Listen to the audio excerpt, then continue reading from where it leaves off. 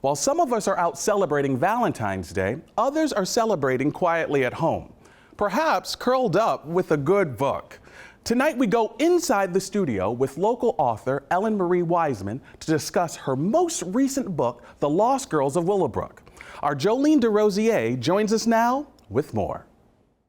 Yes, that's right. Thanks so much. We are here with Ellen Marie Wiseman, who many folks in the North Country are familiar with. She's a New York Times best-selling author, a North Country resident, so we have a gem right in our backyard. And if you're familiar with this tremendous author, she published just last August, The Lost Girls of Willowbrook, which we're going to talk about, an incredible story that feeds into actual events that occurred some 30, 40, 50 years ago. First of all, welcome to you. Thank you for having me. Yeah. So tell us a little bit before we dive in, what is this story about, and talk to us about your storyline. Okay. The Lost Girls of Willowbrook is set on Staten Island at the real-life Willowbrook State School that Geraldo Rivera did an expose on in the 1970s. And it follows Sage Winters, who's a 16-year-old girl who believes that her twin sister had died 6 years previous of pneumonia. Then she overhears her stepfather tell someone that her sister is actually missing from Willowbrook State School. So she is determined to go find her sister, and the doctors all mistake her for the twin, and she gets locked up and finds out what Willowbrook's really like. And that's where the book gets really good. So that's the exciting part, is it's a case of mistaken identity, but it brings us into this world that actually happened. Right. So tell me a little bit about, in 1972, Geraldo Rivera did this expose of Willowbrook School, which is not an actual school, right, on Staten Island. Tell us a little bit about what that school actually was. It was basically a warehouse for mentally and physically disabled children.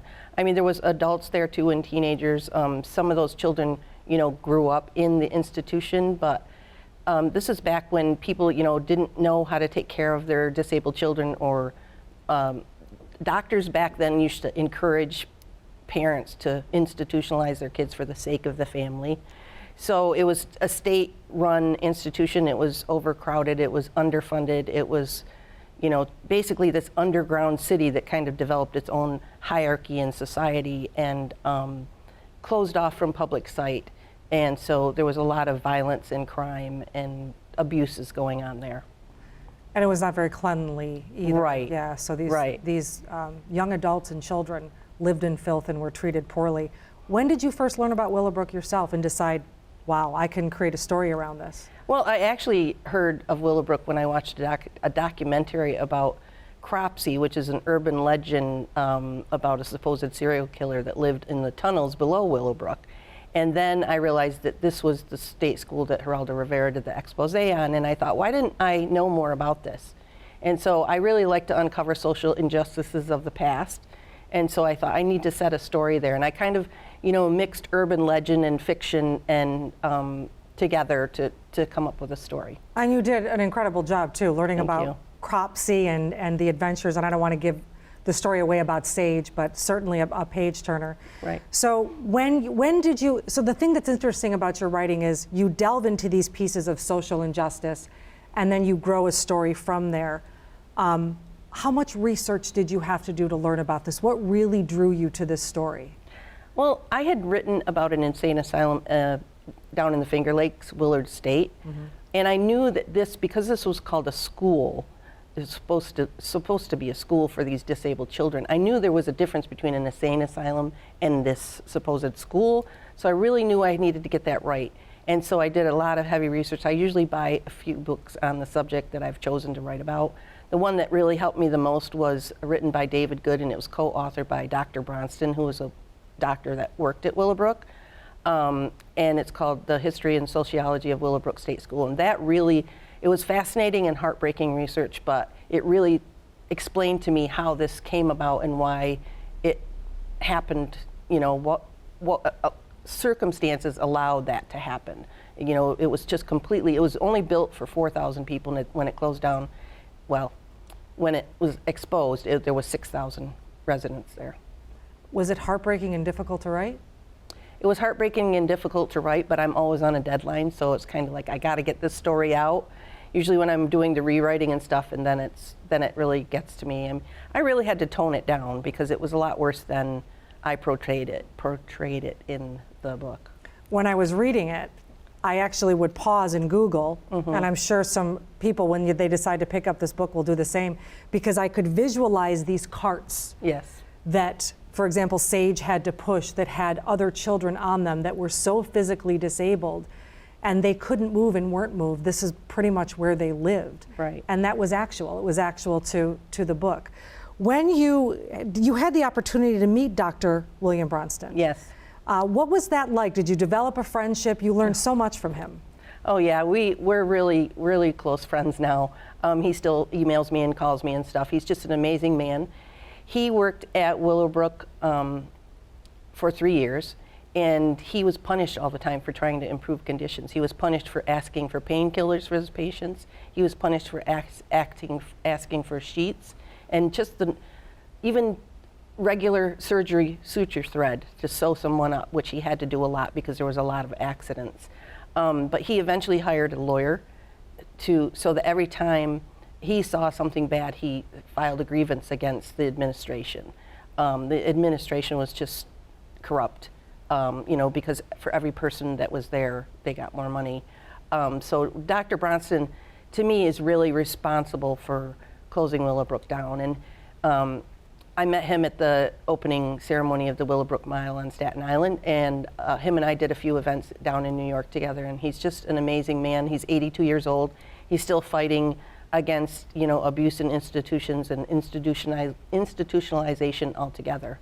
He's really amazing. Let's talk about the Willowbrook Mile so that folks who are tuned in understand it. This was released in August of 2022. The Willowbrook Mile was in September of 2022. At the site of where the school used to be. What exactly is the Willowbrook Mile? The former campus of Willowbrook State School is now the State College of Staten Island. So they opened a memorial type, it's a walking tour that you can go around on the campus, and it goes to the different buildings because some of the buildings were refurbished for the school. There's still some abandoned buildings on the campus because it was a 380-acre campus. Wow. So you can walk around to these different stations and learn more about Willowbrook and what happened there. Are you able to go to the buildings at all, or? I'm sure that you can go in some of the college buildings that are being used for the school, but the abandoned buildings you can't, but you can get really close to them and look in the windows. What correlation did you make? You said you were at Willard. I was at Willard. I visited Willard actually to film something, and it was, when you're in there, you can feel the presence. Did you sense any of that when you were in Staten Island? Did anything come to you? Did you have conversations with people where this really came full circle? Well, at this opening, Geraldo Rivera was there, and Dr. Bronston and Dr. Wilkins, who's the one, he was fired from Willowbrook, but he gave he gave Geraldo Rivera the key to get inside. And there were also parents and former residents at this opening at the Willowbrook Mile, so I got to talk to some of them. But yeah, especially the buildings that were abandoned, they had gates around them and stuff, but we could, my publicist and I kind of found a way around. But yeah, it's very moving. And Dr. Bronston actually gave me one of his keys that he had been carrying around for 50 years. And it's one of the master keys that opens every door in Willowbrook, and that was very emotional for both of us. Wow. Talk to me a little bit more about your quest for social injustice. It goes further than this discussion you and I are having right now in this book. There's more pieces to it. Right.